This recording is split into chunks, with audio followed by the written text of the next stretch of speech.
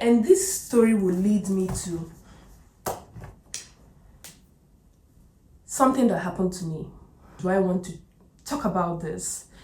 I've been thinking about talking about this, but I think this is time to talk about this. And this is not to shame anybody, but this is to highlight the dark side of Sweden that I didn't know, and that some of our Black women are engaged in.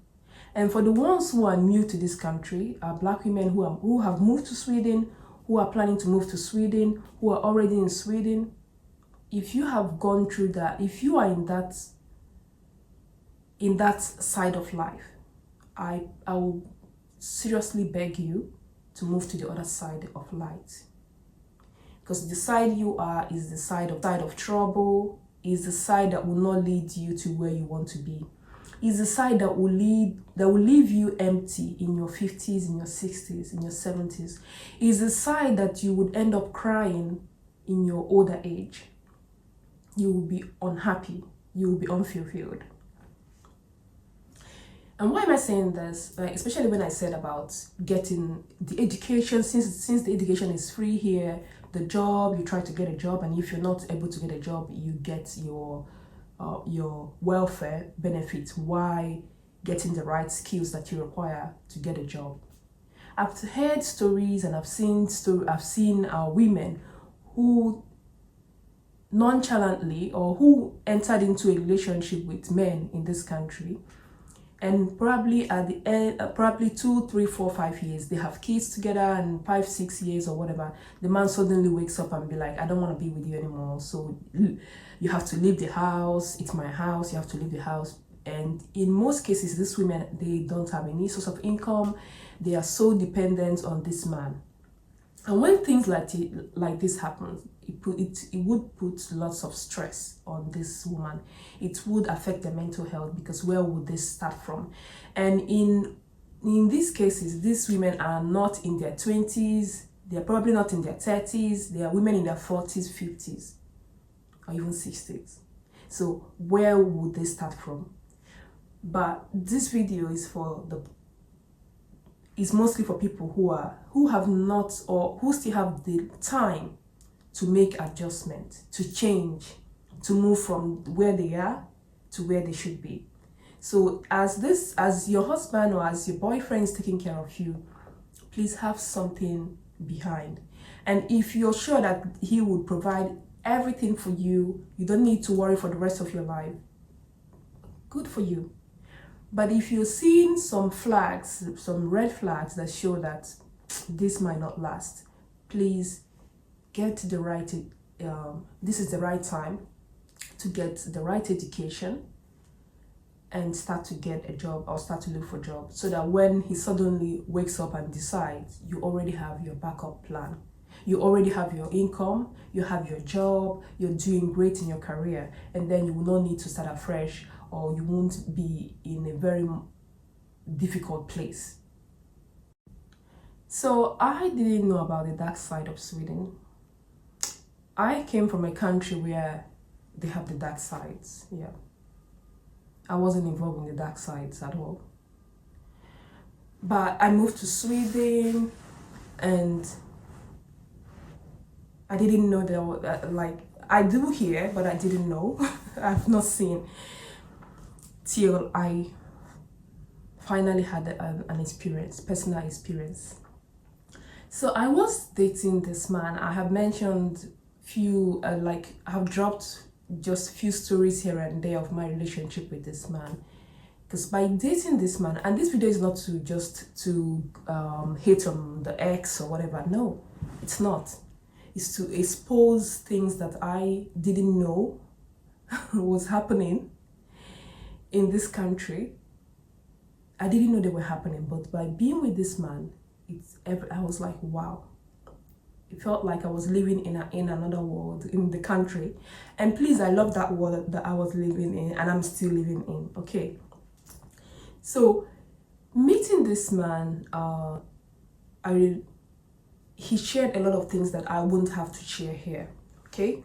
But the thing that was very profound to me was escorts.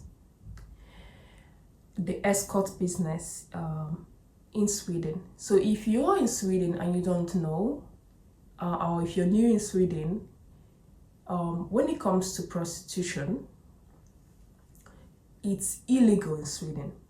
It might be legal in other countries, but in Sweden it's illegal.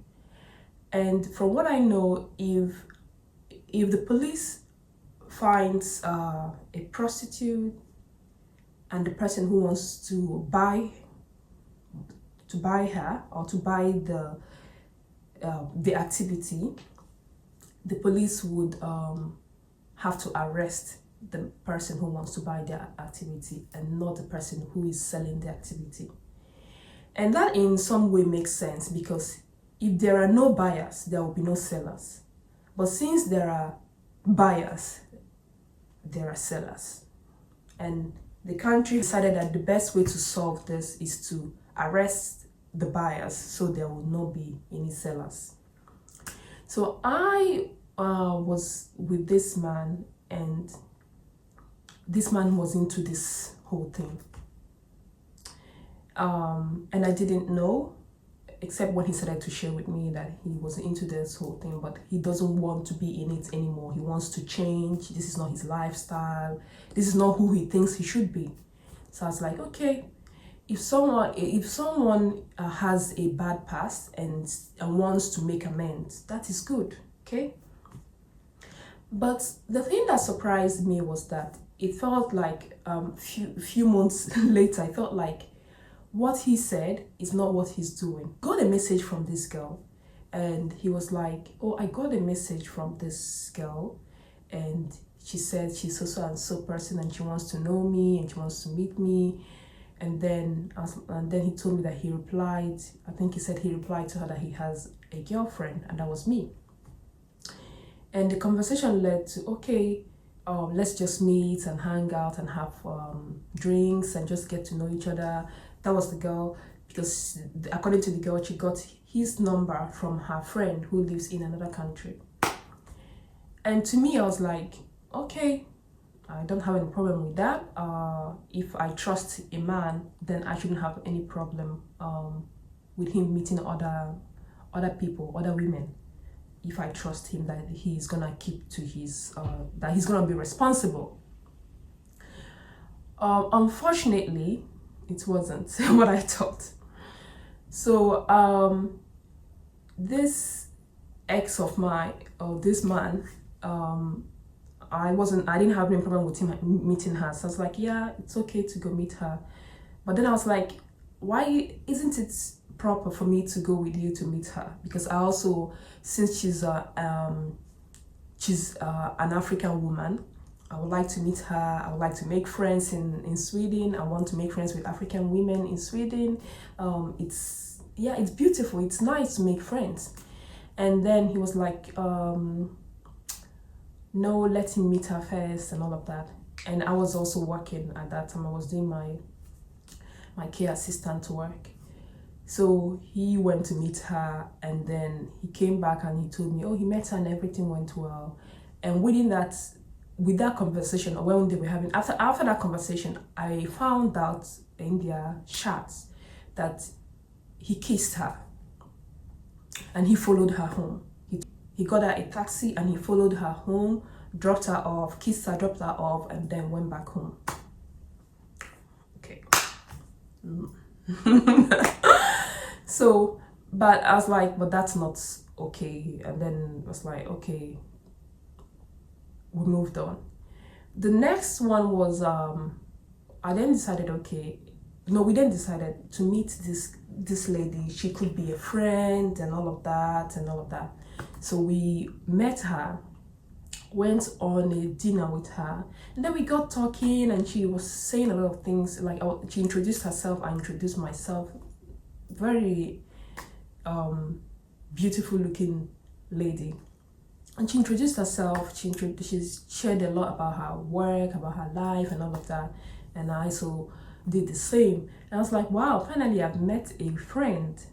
I finally met a friend, and she seems to tick all the vibes. She's industrious, she's working, she has her own business, She's I think she said she was divorced, and she has businesses both in and outside of the country. So I was like, wow, this is it. And during that conversation, I noticed that this person started to drink and drink and drink, and the man that I was dating at that time drinks a lot. So when they had a lot of alcohol, me, I'm not the type to drink a lot. I started to notice that her demo started to change. She started being aggressive. And I was like, what's going on? And then she started saying stuff, saying things to me. And I was like, what is this? She started being aggressive and abusive towards me. I was like, what is going on? What the hell is going on? So I told him that I have to live here, or that we have to live here, because this woman is becoming something else that I don't know. And he said, no, if we have to live, then we all have to live together. I said, okay, let's live together. Then he paid, and we left. And on our way back to the apartment, he said she was going to join us, and I said, no, I don't. Why would she join us in the apartment where we stay? She can go back home. We've already hanged out with her, so she can go back home and all of that. And he said, no, she's gonna come home with us. And I said, okay, this doesn't make sense to me. Prior to meeting her, he asked me something. He was like, are you interested in threesome? And I said, threesome? Why are you asking that question? So I was like, why this question?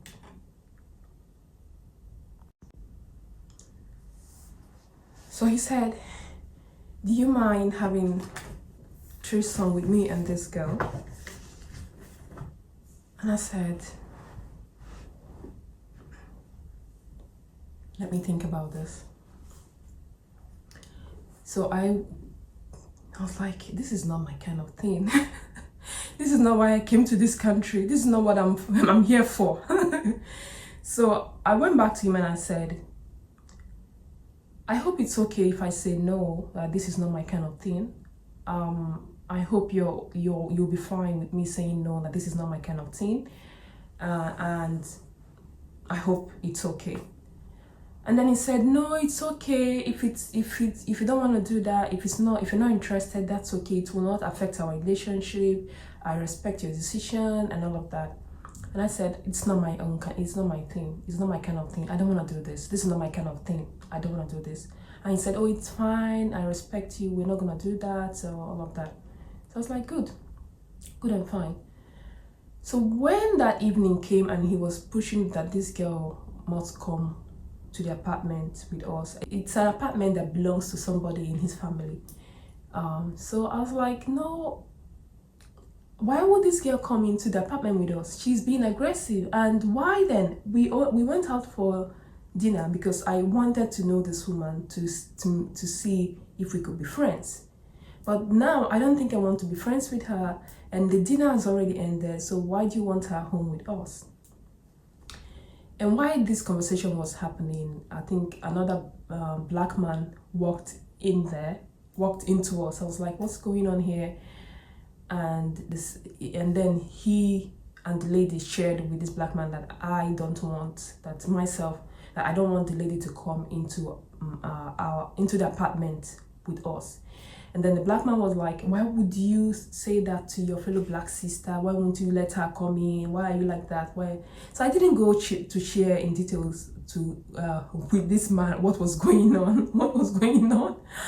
And then I said, okay. So the man was like, why? I said, okay, no problem. And so I went upstairs, picked up my things and left. And when I left, he kept calling. I was like, come back. Oh, my light. So he kept calling me to come back, and I didn't come back. So I went back to my own apartment that evening. So when I got home, I realized that I left with his wallet or something. The next morning, and I decided to go to drop his wallet with him, because I didn't want to have any issues with the police. or with the authorities. If there is something that is important to me and should be important to you, is to stay away from having any issues with the police, with the authorities. Like, don't let your name be in the black book in Sweden. Don't, for no reason. So I went back to his apartment and tried to into the apartment, knocked, and nobody opened the door. Then I remembered that I was like, maybe they I don't know, these people, maybe they decided to go elsewhere to spend the night together. That wasn't my business. As far as I was concerned, I was done with that man. As far as I was concerned, with the incident that happened that evening, I was done dating that man. So I tried to get in touch with him. Okay, so when I couldn't contact him, I called his number. I couldn't contact this man to leave his wallet. And you know why? Because he might wake up tomorrow, or like wake up, look for his wallet, and go report to the police that I stole his wallet. So to be on the safe side, I had to go drop his wallet for him, and that's why I went to drop his wallet for him. And when I couldn't contact him, I couldn't reach him. I now remember that this lady mentioned her name and her surname, some things about her and where she lives. And also, I remember that the man told me where she lives the day he went to drop her off in the taxi after their date. So I took a taxi and I went looking for them in the same address that he gave me previously, that he mentioned previously. So when I arrived at that address, I knocked, and then a man opened the door, and I was like, I'm looking for this so-and-so lady and a man. Are they in this apartment or something? And he said no, that the lady that I mentioned is his wife, but with a man, he doesn't know about the man. So I was like, oh wow, but this lady mentioned that she's divorced and all of that. So, and the man was like, no, we're married and all of that. So I was like, wow, hey, this is serious. So realizing that the lady and the man isn't in that apartment, I went back to the previous apartment and continued to knock till finally they opened the door. And when they opened the door, I saw them like that's not my business. So I was like, this is your wallet. And then I said to her that the things that you told us last night about you, they seem to be lies. Because I just spoke to your husband. You told us that you are divorced, but I spoke to this man, I mentioned his name, and she was surprised. And the man was also surprised. So the next thing I saw was somebody slapped me. It's like, what? In Sweden, you're not allowed to hit anybody, not even kids. You're not allowed to hit anybody. So when this girl was like aggressive and physically aggressive towards me, it's like, what is going on? So I later found out that they were intimate with each other. And then we had to go for a test just to make sure that he's clean. Yeah, we had to go for a test just to make sure that he's clean. And then after that was when the whole drama started. So she left the apartment. She was on the phone with some kind of people, and then she left. And the next thing I saw was I was getting threats, messages, and she was just threatening me, and all of that, saying she's gonna get people to do all of that. I'm a child of God. I'm not afraid of anybody. I don't hurt people. I don't go looking for trouble. As I was getting all these threats, I didn't report to the police, but the man I was dating at that time, he went and reported to the police. And that was because somebody called him. Somebody from the girl's side called him and was asking him for money. And he was like, if you don't give us money, we're gonna go to the police. We will talk to the police. We will say that you raped her, and this is Sweden. Whatever women say, the police will listen to. The police will agree, and that frightened him. That was the thing that frightened him. The whole thing didn't frighten him. It was that frightened him, and that was how I got myself involved in a situation that had nothing to do with me. If I wasn't dating this man is a man who tends to love escort girls, who is into escort things. And by dating this man, I got myself into this. So he had to involve the police because from that instance, that situation became something else. So he called the police and spoke to the police, and that was how the police spoke to me, called me and asked me to share with them what happened and then the rest of that. But that was my experience with an escort girl in Sweden. And why did I say escort girl? Because she said to us, or the man that spoke to the man I was dating then, said he was her manager and that she is an escort, and she also said to us that she is an escort. And there was something that really marveled me, and that was that evening when we had dinner with this girl, she was inviting me out to travel with her to different countries for birthdays, for weekends.